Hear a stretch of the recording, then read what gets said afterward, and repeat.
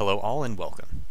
Last week I talked about the strengths of running double AP carry in my video on itemization trapping. You guys had some questions about the content I didn't cover, such as Runic Bulwark.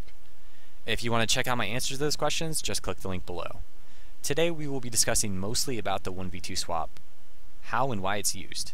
For the sake of keeping this video shorter, let's try and focus on the AD carry and support rather than every aspect of the 1v2 swap, which will be covered in a later video.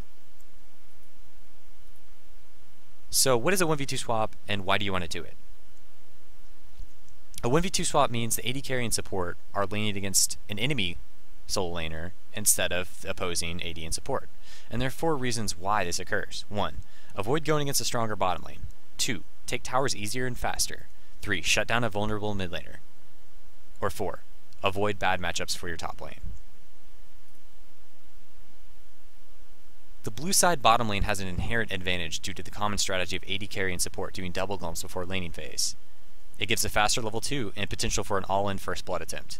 Because of this, purple team is encouraged to lane swap. Another reason for the 1v2 swap is to allow for the hyper AD carry to get farmed safely. For example, Vayne and Janna are going to have a much harder time laning against a Draven and a Thresh than they would if they swapped to lane against a solo top Renekton. The Draven-Thresh combo for bottom lane is one of the strongest bottom lanes in the game, and if they have double golem advantage, there isn't much a weaker purple side can do. The safest way to deal with it is to lane swap and allow for your AD carry to farm. The main goal in 1v2 swapping, besides keeping your AD carry and support safe, is to take towers and objectives early. And the most efficient way of doing so is to have an AD carry and support that work into the ideal early game tower pushing formula. The ideal formula for pushing towers early is an AD carry with wave clear, plus a ranged support with poke, aggressive potential, or wave clear. Caitlyn and Lulu are perfect examples of a well-rounded AD support combo for pushing towers early, and poking down the enemy solo laner, allowing for a safer laning environment.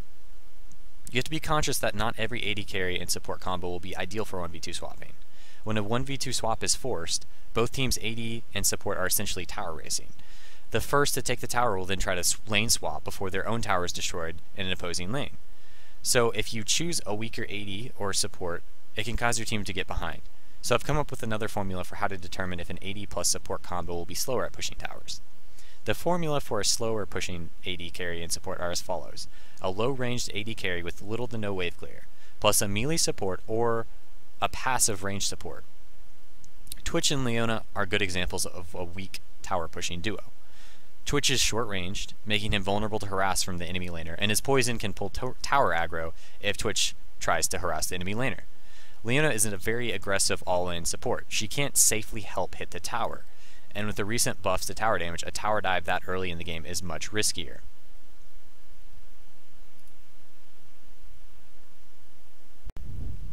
There are a lot of strong mid laners that have a very vulnerable early game.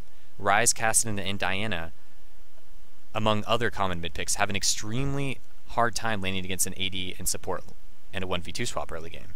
These champions can dominate a lot of 1v1 matchups mid, so opting a lane swap can shut them down. In this example, Kassadin was picked to counter Karthus. If that matchup is left unhelped, Kassadin will face roll Karthus. By sending your AD carry and support mid, and putting Karthus bottom lane, it can prevent a bad matchup, and it also shuts down an enemy carry. Karthus excels in a 1v2 scenario due to his ranged mana-efficient wave clear, while Kassadin is the complete opposite in a 1v2 scenario.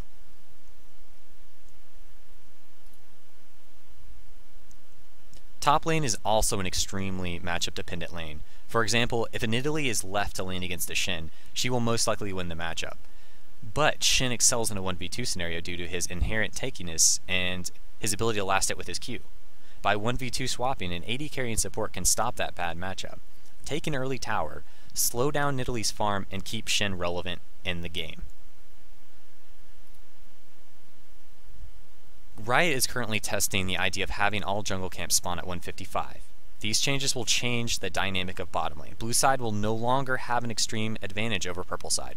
Blue side AD carry and support will have more viable options to lane swap to counter different lanes. These jungle changes might even spur more 1v2 swapping. This concludes my part 1 of 1v2 swapping series. To see more content, subscribe to my YouTube page and follow my stream. Thanks for watching.